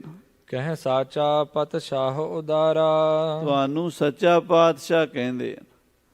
ਸੱਚੇ ਪਾਤਸ਼ਾਹ ਸ੍ਰੀ ਗੁਰੂ ਹਰਗੋਬਿੰਦ ਸਾਹਿਬ ਜੀ, ਸੱਚੇ ਪਾਤਸ਼ਾਹ ਸਤਿਗੁਰੂ ਜੀ ਇਦਾਂ ਕਰਕੇ ਤੁਹਾਨੂੰ ਬੁਲਾਉਂਦੇ ਹਨ। ਹਾਂਜੀ। ਗੁਰੂ ਨਾਮ ਤੁਮ ਕੋ ਬਨ ਆਵੈ। ਜੀ ਤੁਸੀਂ ਤਾਂ ਗੁਰੂ ਹੋ, ਤੁਹਾਨੂੰ ਤਾਂ ਗੁਰੂ ਕੋ ਆਉਣਾ ਚਾਹੀਦਾ। ਗੁਰੂ ਨਾਮ ਤੁਹਾਡੇ ਨਾਲ ਜਚਦਾ ਹੈ। ਪਾਤਸ਼ਾਹ ਸ਼ਬਦ ਤੁਹਾਡੇ ਨਾਲ ਕੁਝ ਅਜੀਬ ਲੱਗਦਾ, ਕਿਉਂਕਿ ਤੁਸੀਂ ਬਾਦਸ਼ਾਹ ਤਾਂ ਨਹੀਂ, ਤੁਹਾਨੂੰ ਸੱਚੇ ਪਾਤਸ਼ਾਹ ਕਹਿੰਦੇ ਨੇ। ਤੁਹਾਨੂੰ ਗੁਰੂ ਸ਼ਬਦ ਫੱਬਦਾ ਹੈ, ਗੁਰੂ ਕੋ ਆਇਆ ਕਰੋ। ਹਾਂਜੀ। ਜਥਾ ਪ੍ਰਥਮ ਹੀ ਬਿਦ ਕਹਿਵਾਵੈ। ਜਿਵੇਂ ਪਹਿਲੇ ਸਮਿਆਂ ਤੋਂ ਹੀ ਮਹਾਂਪੁਰਸ਼ਾਂ ਨੂੰ ਲੋਕ ਗੁਰੂ ਜੀ, ਰਿਸ਼ੀ ਜੀ, ਬਾਬਾ ਜੀ, ਪੀਰ ਜੀ ਜਾਂ ਹੋਰ ਕੋਈ ਮਹਾਂਪੁਰਸ਼ਾਂ ਦੇ ਨਾਮ ਲੈਂਦੇ ਨੇ, ਪਰ ਸੱਚੇ ਪਾਤਸ਼ਾਹ ਤਾਂ ਸਾਧੂਆਂ ਨੇ ਕਦੀ ਆਪਣੇ ਆਪ ਨੂੰ ਨਹੀਂ ਕੁਹਾਇਆ। ਹਾਂਜੀ। ਸੁਨ ਬੋਲੇ ਸ੍ਰੀ ਹਰਗੋਬਿੰਦ। ਇਹ ਸੁਣ ਕੇ ਮੀਰੀ ਪੀਰੀ ਦੇ ਮਾਲਕ ਸੱਚੇ ਪਾਤਸ਼ਾਹ ਗੁਰੂ ਹਰਗੋਬਿੰਦ ਸਾਹਿਬ ਜੀ ਬੋਲੇ, ਐਸੇ ਨਾਮ ਜੇ ਕਹਿ ਜਗ ਬ੍ਰਿੰਦ। ਮਹਾਰਾਜ ਕਹਿੰਦੇ ਬਾਦਸ਼ਾਹ, ਇਸ ਤਰ੍ਹਾਂ ਦੇ ਨਾਮ ਲੋਕ ਆਪਣੇ ਗੁਰੂਆਂ ਪੀਰਾਂ ਦੇ ਰੱਖਦੇ ਨੇ। ਹਾਂਜੀ। ਅਰਪ ਹੈ ਭੇਟ ਆਦ ਦਰਸਾ ਹੈ। ਉਹ ਆਪਣੀ ਆਪਣੀ ਭਾਵਨਾ ਹੁੰਦੀ ਹੈ, ਸਿੱਖਾਂ ਦੀ ਸ਼ਰਧਾ ਹੁੰਦੀ ਹੈ। ਕੋਈ ਗੁਰੂ ਨੂੰ ਗੁਰੂ ਸਾਹਿਬ ਕਹਿੰਦਾ, ਕੋਈ ਸੱਚਾ ਪਾਤਸ਼ਾਹ ਕਹਿੰਦਾ, ਕੋਈ ਮਹਾਰਾਜ ਕਹਿੰਦਾ। ਜੈਸੀ ਜੈਸੀ ਉਹਨਾਂ ਦੇ ਅੰਦਰ ਪ੍ਰੇਮ ਦੀ ਜਾਗਦੀ ਹੈ ਗੱਲ, ਉਹ ਸਾਡੇ ਦਰਸ਼ਨ ਕਰਦੇ ਨੇ ਅਤੇ ਆਪਣੀਆਂ ਭੇਟਾਵਾਂ, ਆਪਣੀ ਸ਼ਰਧਾ ਦੇ ਫੁੱਲ ਗੁਰੂ ਦੇ ਚਰਨਾਂ 'ਚ ਅਰਪਣ ਕਰਦੇ ਨੇ। ਹਾਂਜੀ। ਦੂਰ ਦੂਰ ਤੇ ਸੰਗਤ ਐ ਹੈ। ਦੂਰੋਂ ਦੂਰੋਂ ਸੰਗਤਾਂ ਆਉਂਦੀਆਂ ਨੇ ਦਰਸ਼ਨਾਂ ਲਈ। ਹਾਂਜੀ। ਹਮ ਨਹਿ ਕਿਸ ਕੋ ਕਹਿ ਕਦਾਈ। ਇਹ ਬਾਦਸ਼ਾਹ, ਅਸੀਂ ਨਹੀਂ ਕਦੀ ਕਿਸੇ ਨੂੰ ਕਿਹਾ ਵੀ ਸਾਨੂੰ ਕੀ ਆਖੋ ਤੇ ਕੀ ਨਾ ਆਖੋ। ਅਸੀਂ ਨਹੀਂ ਕਿਸੇ ਨੂੰ ਇਹ ਕਿਹਾ ਵੀ ਸਾਡਾ ਨਾਂ ਗੁਰੂ ਸਾਹਿਬ ਕਰਕੇ ਬੁਲਾਓ ਜਾਂ ਸੱਚੇ ਪਾਤਸ਼ਾਹ ਕਰਕੇ ਬੁਲਾਓ ਜਾਂ ਸਾਨੂੰ ਹੋਰ ਕਿਸੇ ਤਰੀਕੇ ਨਾਲ ਸੱਦੋ। ਅਸੀਂ ਨਹੀਂ ਦੱਸਦੇ ਕਿਸੇ ਨੂੰ। ਅਸੀਂ ਇਹ ਵੀ ਨਹੀਂ ਕਹਿੰਦੇ ਸਾਨੂੰ ਮੱਥਾ ਟੇਕੋ ਨਾ ਟੇਕੋ। ਇਹ ਤਾਂ ਸਿੱਖਾਂ ਦੀਆਂ ਆਪਣੀਆਂ ਮਨ ਦੀਆਂ ਭਾਵਨਾ ਹਨ, ਇਹ ਮਨ ਦੇ ਜਜ਼ਬੇ ਹਨ। ਸਮਰਪਣ ਦੀ ਭਾਵਨਾ ਹੈ। ਉਹ ਗੁਰੂ ਅੱਗੇ ਆਪਣਾ ਆਪ ਸਮਰਪਣ ਕਰ ਦਿੰਦੇ ਨੇ ਅਤੇ ਗੁਰੂ ਦਾ ਨਾਂ ਲੈਂਦੇ ਨੇ। ਹਾਂਜੀ। ਆਪ ਹੈ ਨਾਮ ਧਰੈ ਸਮੁਦਾਈ। ਆਪੇ ਹੀ ਗੁਰੂ ਦੇ ਨਾਂ ਰੱਖ ਲੈਂਦੇ ਨੇ। ਸਾਰੇ ਸਿੱਖ ਸ਼ਰਧਾ ਨਾਲ ਰੱਖਦੇ ਨੇ। ਹਾਂਜੀ। ਜਹਾਂਗੀਰ ਕੋ ਕਹਿ ਸਮਝਾਇਓ। ਜਹਾਂਗੀਰ ਬਾਦਸ਼ਾਹ ਨੂੰ ਇੰਨੀ ਗੱਲ ਮਹਾਰਾਜ ਨੇ ਸਮਝਾਈ ਵੀ ਇਹ ਨਾਮ ਅਸੀਂ ਨਹੀਂ ਰੱਖਿਆ, ਇਹ ਆਪੇ ਹੀ ਗੁਰੂ ਕੇ ਪਿਆਰਿਆਂ ਦੇ ਮਨ ਵਿੱਚ ਜੋ ਭਾਵਨਾ ਬਣਦੀ। ਕੋਈ ਕਹਿੰਦਾ ਬਾਜਾਂ ਵਾਲੇ, ਕੋਈ ਕਹਿੰਦਾ ਤਾਜਾਂ ਵਾਲੇ, ਕੋਈ ਕਹਿੰਦੇ ਮੀਰੀ ਪੀਰੀ ਦੇ ਮਾਲਕ, ਕੋਈ ਕਿਸੇ ਤਰੀਕੇ ਨਾਲ, ਕੋਈ ਕਿਸੇ ਤਰੀਕੇ ਨਾਲ ਆਪਣੇ ਗੁਰੂ ਦੇ ਨਾਮ ਸਿੱਖ ਰੱਖਦੇ। ਜਿਵੇਂ 10ਵੇਂ ਪਾਤਸ਼ਾਹ ਜੀ ਮਹਾਰਾਜ ਨੂੰ ਕੋਈ ਕਲਗੀਧਰ ਕਹਿੰਦਾ, ਕੋਈ ਦਸ਼ਮੇਸ਼ ਪਿਤਾ ਕਹਿੰਦਾ, ਕੋਈ ਸ਼ਹਿਨਸ਼ਾਹ ਕਹਿੰਦਾ। ਆਪੋ ਆਪਣੀਆਂ ਅੰਦਰ ਦੀਆਂ ਵਲਵਲੇ ਹਨ। ਸੋ ਇਸ ਤਰ੍ਹਾਂ ਸਾਨੂੰ ਕੋਈ ਸੱਚਾ ਪਾਤਸ਼ਾਹ ਕਵੇ, ਉਹ ਅਸੀਂ ਨਹੀਂ ਕਹਾਂਦੇ, ਆਪੇ ਹੀ ਸਿੱਖ ਕਹਿੰਦੇ ਹਨ। ਹਾਂਜੀ। ਤੋ ਨਾ ਨਿਸ਼ਚੈ ਤਿਸ ਉਰ ਆਇਓ। ਬਾਦਸ਼ਾਹ ਨੇ ਸੁਣ ਤਾਂ ਲਿਆ, ਪਰ ਉਹਨੂੰ ਸਮਝ ਫਿਰ ਵੀ ਨਹੀਂ ਆਈ। ਨਿਸ਼ਚਾ ਜਿਹਾ ਨਹੀਂ ਆਇਆ ਵੀ ਇਹ ਗੱਲ ਮੈਨੂੰ ਨਹੀਂ ਸਮਝ ਆਉਂਦੀ ਵੀ ਸਿੱਖ ਇਹਨਾਂ ਨੂੰ ਸੱਚਾ ਪਾਤਸ਼ਾਹ ਕਿਉਂ ਕਹਿੰਦੇ ਆ। ਜੇ ਇਹ ਨਹੀਂ ਕਹਾਉਂਦੇ ਫਿਰ ਵੀ ਉਹ ਸਿੱਖ ਕਿਉਂ ਕਹਿੰਦੇ ਆ। ਇੱਦਾਂ ਉਹਦੇ ਮਨ ਵਿੱਚ ਡਾਊਟ ਜਿਹਾ ਰਿਹਾ। ਹਾਂਜੀ। ਸ੍ਰੀ ਗੁਰੂ ਜਾਨ ਲੀਨ ਮਨ ਕੇਰੀ। ਤੇ ਅੰਤਰਜਾਮੀ ਸਤਿਗੁਰੂ ਜੀ ਉਹਦੇ ਮਨ ਦੀ ਜਾਣ ਗਏ। ਲਖ ਨਾ ਸਕਹਿ ਬਿਨ ਲੋਚਨ ਹੇਰੀ। ਮਹਾਰਾਜ ਸਮਝ ਗਏ ਵੀ ਜਿੰਨਾ ਚਿਰ ਅੱਖਾਂ ਨਾਲ ਨਹੀਂ ਨਾ ਦੇਖਦਾ, ਉਹਨਾਂ ਚਿਰ ਇਹਨੂੰ ਪਤਾ ਨਹੀਂ ਲੱਗਣਾ। ਕਈ ਵਾਰੀ ਬੜੇ ਬੜੇ ਗ੍ਰੰਥ ਪੜ੍ਹ ਕੇ ਵੀ ਸਮਝ ਨਹੀਂ ਆਉਂਦੀ, ਜਿੰਨਾ ਚਿਰ ਬੰਦੇ ਨੂੰ ਠੋਕਰ ਨਾ ਵੱਜੇ। ਪ੍ਰੈਕਟੀਕਲ ਜਿਹੜੀ ਗੱਲ ਹੁੰਦੀ ਹੈ ਨਾ, ਉਹ ਬੰਦੇ ਨੂੰ ਬਹੁਤ ਗਿਆਨ ਦਿੰਦੀ। ਇਹਨੂੰ ਹੁਣ ਸਮਝ ਆਉਣੀ ਹੈ, ਪਰ ਦੇਖਣਾ ਪਏਗਾ ਤਾਂ ਹੀ ਇਹ ਸਮਝੇਗਾ, ਜੇ ਦਿਖਾਵਾਂਗੇ ਇਹਨੂੰ। ਹਾਂਜੀ। ਵਿਪਨ ਸ਼ਿਕਾਰ ਖੇਲ ਕਰ ਆਏ। ਮਹਾਰਾਜ ਜੰਗਲ 'ਚ ਗਏ, ਸ਼ਿਕਾਰ ਖੇਡ ਕੇ ਵਾਪਸ ਆ ਗਏ। ਇਹ ਗੱਲ ਧੌਲਪੁਰ ਦੀ ਹੈ ਸਾਧ ਸੰਗਤ ਜੀ। ਆਗਰੇ ਤੋਂ 50 ਕਿਲੋਮੀਟਰ ਅੱਗੇ ਜਾਓ, ਉੱਥੇ ਵੀ ਇਹ ਸਥਾਨ ਬਣਿਆ ਹੋਇਆ। ਮੱਛ ਕੁੰਡ ਉਹ ਜਗ੍ਹਾ ਹੈ। ਹਾਂਜੀ। ਧਨ ਤਰਕਸ਼ ਕਟ ਖੜਗ ਸੁਹਾਏ। ਗਾਤਰੇ ਮਹਾਰਾਜ ਨੇ ਤੀਰ ਕਮਾਨ ਪੱਥਾ ਤੀਰਾਂ ਦਾ ਮੋਢੇ ਤੇ ਪਾਇਆ। ਗਾਤਰੇ 'ਚ ਮੀਰੀ ਪੀਰੀ ਦੀਆਂ ਤੇਗਾਂ ਪਾਈਆਂ, ਢਾਲ ਸਜਾਈ ਹੈ। ਕਮਰ ਕਸੇ ਦੇ ਸ਼ਸਤਰ ਕਮਰ ਕਸੇ 'ਚ ਪਾਏ ਹੋਏ ਨੇ। ਹਾਂਜੀ। ਸੰਗਤ ਅਧਿਕ ਆਗਰੇ ਨਗਰ। ਆਗਰੇ ਆ ਗਏ ਸੰਗਤਾਂ, ਉੱਥੇ ਗੁਰੂ ਦੀਆਂ ਬਹੁਤ ਦਰਸ਼ਨਾਂ ਲਈ ਆਈਆਂ। ਹਾਂਜੀ। ਹਿਤ ਗੁਰ ਦਰਸ਼ਨ ਆਏ ਸਗਰ। ਕਹਿੰਦੇ ਸਾਰੇ ਇਲਾਕੇ ਦੇ ਲੋਕ ਆਏ ਨੇ ਦਰਸ਼ਨਾਂ ਲਈ। ਉਤਮ ਅਨੇਕ ਅਕੋਰਨ ਲਿਆਏ। ਕੋਈ ਗੁਰੂ ਸਾਹਿਬ ਦੇ ਲਈ ਘੋੜਾ ਲੈ ਕੇ ਆਇਆ, ਕੋਈ ਚੰਗਾ ਸ਼ਸਤਰ ਲੈ ਕੇ ਆਇਆ, ਕੋਈ ਢਾਲ, ਕੋਈ ਬਰਛਾ, ਕੋਈ ਬੰਦੂਕ, ਕੋਈ ਖੰਜਰ ਲੈ ਕੇ ਆਇਆ, ਕੋਈ ਗੁਰੂ ਸਾਹਿਬ ਲਈ ਚੋਲੇ ਦੇ ਕੱਪੜੇ ਲੈ ਕੇ ਆਇਆ, ਕੋਈ ਮਾਇਆ ਗੱਫੇ ਲੈ ਕੇ ਆਇਆ, ਕੋਈ ਘੋੜਿਆਂ ਲਈ ਘਾਹ ਪੱਠਾ ਲੈ ਕੇ ਆਇਆ, ਕੋਈ ਸਿੱਖ ਦੁੱਧ ਦਹੀਂ ਦੇ ਘੜੇ ਭਰ ਕੇ ਸੰਗਤ ਦੇ ਛਕਣ ਵਾਸਤੇ, ਕੋਈ ਰਾਸ਼ਨ ਪਾਣੀ ਲੰਗਰ ਦਾ ਇੱਦਾਂ ਲੈ ਕੇ ਆਏ ਨੇ। ਹਾਂਜੀ। ਪੰਚਾਮ੍ਰਿਤ ਕਰ ਕੈ ਸਮੁਦਾਏ। ਕੜਾਹ ਪ੍ਰਸ਼ਾਦ ਦੀਆਂ ਦੇਗਾਂ ਲੈ ਕੇ ਆਏ ਨੇ ਗੁਰੂ ਦੇ ਸਿੱਖ। ਹਾਂਜੀ। ਮਨੋ ਕਾਮਨਾ ਜਿਮ ਕਰ ਆਵੈ। ਜਿਹੜੀ ਜਿਹੜੀ ਉਹਨਾਂ ਦੀ ਅਰਦਾਸ ਮਨੋਕਾਮਨਾ ਲੈ ਕੇ ਆਏ ਨੇ। ਹਾਂਜੀ। ਦਰਸ਼ਨ ਕਰੇ ਗੁਰੂ ਕੇ ਪਾਵੈ। ਉਹ ਗੁਰੂ ਮਹਾਰਾਜ ਦੇ ਦਰਸ਼ਨਾਂ ਨਾਲ ਪੂਰੀ ਹੋ ਗਈ। ਜੋ ਮੰਗੈ ਠਾਕੁਰ ਆਪਣੇ ਤੇ ਸੋਈ ਸੋਈ ਦੇਵੈ। ਹਾਂਜੀ। ਸੁੰਦਰ ਢੀਲ ਬਿਲੰਦ ਸੁਸ਼ੀਲਾ। ਮਹਾਰਾਜ ਸਾਹਿਬ ਦਾ ਕੱਦ ਕਾਠ ਬੜਾ ਸੋਹਣਾ, ਸੁੰਦਰ ਢੀਲ ਡੋਲ ਬੜੀ ਸੁੰਦਰ ਹੈ। ਹਾਂਜੀ। ਮੁਖ ਮੰਡਲ ਜਨ ਚੰਦ ਛਬੀਲਾ। ਤੇ ਮਹਾਰਾਜ ਦਾ ਮੁਖ ਮੰਡਲ ਇਉਂ ਸੋਭਾ ਪਾ ਰਿਹਾ ਜਿਵੇਂ ਛਬੀਲਾ ਸੋਹਣਾ ਚੰਦਰਮਾ ਹੁੰਦਾ। ਹਾਂਜੀ। ਭੁਜਾ ਪ੍ਰਲੰਬਤ ਆਯਤ ਛਾਤੀ। ਮਹਾਰਾਜ ਸਾਹਿਬ ਦੀਆਂ ਬਾਹਾਂ ਗੋਡਿਆਂ ਤੱਕ ਲੰਮੀਆਂ ਹਨ ਤੇ ਚੌੜੀ ਛਾਤੀ ਹੈ। ਦੇਪਤ ਦਸਨ ਜਨ ਹੀਰਨ ਪਾਂਤੀ। 32 ਦੰਦ ਇਉਂ ਚਮਕਦੇ ਜਿਵੇਂ ਹੀਰਿਆਂ ਦੀਆਂ ਪੰਗਤਾਂ ਲੱਗੀਆਂ ਹੋਣ। ਕਿਰਪਾ ਭਰੇ ਅਰਬਿੰਦ ਬਿਲੋਚਨ। ਕਿਰਪਾ ਭਰੇ ਸਤਿਗੁਰਾਂ ਦੇ ਚਰਨ ਨੇਤਰ ਕਮਲ ਹਨ, ਜਿਹੜੇ ਖਿੜੇ ਰਹਿੰਦੇ ਸਿੱਖਾਂ ਵੱਲ ਵੇਖ ਕੇ ਪ੍ਰਸੰਨ ਹੋ ਕੇ। ਵਿਖੈ ਕਟਾਖਨ ਬੰਧਨ ਮੋਚਨ। ਜਿਹਦੇ ਵੱਲ ਵੀ ਕਿਰਪਾ ਕਟਾਖ ਕਰਕੇ ਵੇਖਦੇ ਉਹਨਾਂ ਦੇ ਬੰਧਨ ਕੱਟ ਦਿੰਦੇ ਹਨ। ਇਤਿਆਦਿਕ ਸੁੰਦਰਤਾ ਸਾਰੀ। ਇਸ ਪ੍ਰਕਾਰ ਸਾਰਾ ਸਰੀਰ ਸੁੰਦਰਤਾ ਦੀ ਖਾਣ ਹੈ। ਮਹਾਰਾਜ ਕੇ ਲੱਛਣ ਭਾਰੀ। ਇਹ ਮਹਾਰਾਜਿਆਂ ਬਾਦਸ਼ਾਹਾਂ ਵਾਲੇ ਲੱਛਣ ਹਨ। ਕਰ ਦਰਸ਼ਨ ਸੰਗਤ ਹਰ ਖਾਵੈ। ਮਹਾਰਾਜ ਦੇ ਐਸੇ ਸਰੂਪ ਦੇ ਦਰਸ਼ਨ ਕਰ ਕਰਕੇ ਸੰਗਤਾਂ ਖੁਸ਼ ਹੋ ਰਹੀਆਂ ਨੇ। ਜੋਦਾ ਗੁਰੂ ਬਿਲੰਦ ਸੁਹਾਵੈ। ਬੜੇ ਮਹਾਬਲੀ ਯੋਧੇ ਸਤਿਗੁਰੂ ਬੈਠੇ ਸੋਭਾ ਪਾਉਂਦੇ ਦੀਵਾਨ ਵਿੱਚ। ਇਹ ਘਾਲ ਹੈਗੇ ਕਬ ਕਮਸਾਨਾ। ਤੇ ਲੋਕ ਅੰਦਾਜ਼ਾ ਲਾਉਂਦੇ ਨੇ ਵੀ ਇੱਕ ਦਿਨ ਆਵੇਗਾ ਇਹ ਗੁਰੂ ਜ਼ਰੂਰ ਜੰਗ ਕਰਨਗੇ, ਇਹ ਯੋਧੇ ਹੋਣਗੇ, ਇਹਨਾਂ ਨੂੰ ਕਿਤੇ ਨਾ ਕਿਤੇ ਜ਼ਿੰਦਗੀ ਵਿੱਚ ਲੜਾਈ ਕਰਨੀ ਪੈਣੀ ਹੈ। ਹਾਂਜੀ। ਮਹਾਬੀਰ ਕਰ ਹੈ ਰਿਪਹਾਨਾ। ਇਹ ਮਹਾਂਵੀਰ ਯੋਧੇ ਵੈਰੀਆਂ ਦਾ ਨਾਸ ਕਰਨਗੇ।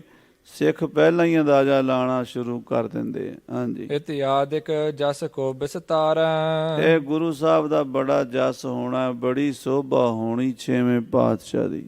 ਬਾਰ ਬਾਰ ਗੁਰ ਰੂਪ ਨਿਹਾਰੈ। ਏਦਾਂ ਸਿੱਖ ਆਪਸ 'ਚ ਗੱਲਾਂ ਕਰਦੇ, ਗੁਰੂ ਦੀ ਉਪਮਾ ਕਰਦੇ ਤੇ ਗੁਰੂ ਸਾਹਿਬ ਦੇ ਦਰਸ਼ਨ ਕਰਦੇ ਹਨ। ਕੁਸ਼ਲ ਪ੍ਰਸੰਨ ਗੁਰ ਸਭ ਕੋ ਸੋ ਕਰੈ। ਮਹਾਰਾਜ ਸਾਰਿਆਂ ਦਾ ਹਾਲ ਚਾਲ ਪੁੱਛਦੇ ਨੇ, ਸਭ ਦੇ ਦੁਖੜੇ ਦੂਰ ਕਰਦੇ ਨੇ। ਕਿਰਪਾ ਦ੍ਰਿਸ਼ਟ ਦਾਸਨ ਪਰ ਧਰੈ। ਆਪਣੇ ਸਿੱਖਾਂ ਤੇ ਕਿਰਪਾ ਦ੍ਰਿਸ਼ਟੀ ਕਰਦੇ। ਧੰਨ ਗੁਰੂ ਹਰਗੋਬਿੰਦ ਸਾਹਿਬ ਜੀ ਇੱਥੇ ਇੱਕ ਕੌਤਕ ਵਰਤੇਗਾ। ਗੁਰੂ ਸਾਹਿਬ ਦੇ ਪ੍ਰੇਮੀ ਇੱਕ ਸਿੱਖ ਨੇ, ਘਾਈ ਨੇ ਬਾਦਸ਼ਾਹ ਦਾ ਸ਼ੰਕਾ ਕੱਢਣਾ। ਘਾਹ ਵੇਚਣ ਵਾਲਾ ਸਿੱਖ, ਗਰੀਬ ਸਿੱਖ ਇੱਕ ਟਕਾ ਲੈ ਕੇ ਜਹਾਂਗੀਰ ਦੇ ਤੰਬੂ 'ਚ ਆ ਵੜਿਆ। ਅੱਗੇ ਰੱਖ ਕੇ ਅਰਦਾਸਾਂ ਕਰਦਾ, ਸੱਚੇ ਪਾਤਸ਼ਾਹ ਮੈਨੂੰ ਜਮਾ ਤੋਂ ਛੁਡਾ ਲਈ। ਫਿਰ ਜਹਾਂਗੀਰ ਨੂੰ ਸਮਝ ਆਈ ਵੀ ਮੈਂ ਸੱਚਾ ਪਾਤਸ਼ਾਹ ਨਹੀਂ ਹਾਂ। ਫਿਰ ਉਹਨੇ ਆਖਿਆ, ਸੱਚੇ ਪਾਤਸ਼ਾਹ ਤੇ ਨਾਲ ਦੇ ਤੰਬੂ 'ਚ ਬੈਠੇ ਨੇ, ਮੈਂ ਤਾਂ ਝੂਠਾ ਹੀ ਪਾਤਸ਼ਾਹ ਹਾਂ। ਉਹ ਕਥਾ ਆਪਾਂ ਕੱਲ੍ਹ ਨੂੰ ਸਰਵਣ ਕਰਾਂਗੇ। ਸਮੇਂ ਦੇ ਲਿਹਾਜ਼ ਨਾਲ ਸਮਾਪਤੀ ਹੈ। ਹੇ ਗੋਬਿੰਦ, ਹੇ ਗੋਪਾਲ।